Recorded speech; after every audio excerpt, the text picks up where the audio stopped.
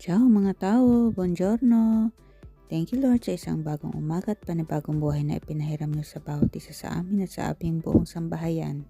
For today's video, ipapakilala ko lang sa inyo yung aking bagong body sa pagpasok sa trabaho. At dahil hindi na nga ako pwedeng gumamit ng monopattino or ng scooter, ay ito na ngayon ang bagong kasama ko sa pagpasok sa trabaho.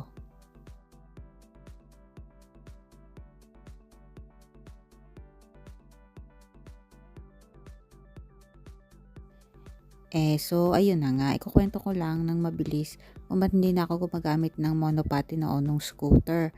Kasi nga, naglabas ng bagong batas na kailangan i-insured na yung scooter. Then, kailangan naka-helmet, kailangan may mga flasher and all. Ayoko nang mag-effort para doon.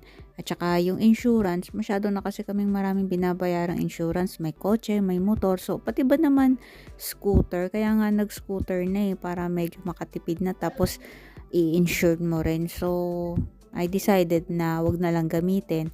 Pero sa kabilang banda, mas okay na rin naman na nag-bike na ako. Kasi simula nung nag-bike ako, medyo naramdaman ko na nawala yung sakit ng tuhod ko. So, kulang lang pala ako talaga sa exercise. And habang naglalakad tayo papunta sa trabaho, maisingit natin ang ating Italian word for today. And our Italian word for today is bicicletta. Bicicletta means bicycle. O siya, hanggang dito na lang muna. Until next time. Ciao!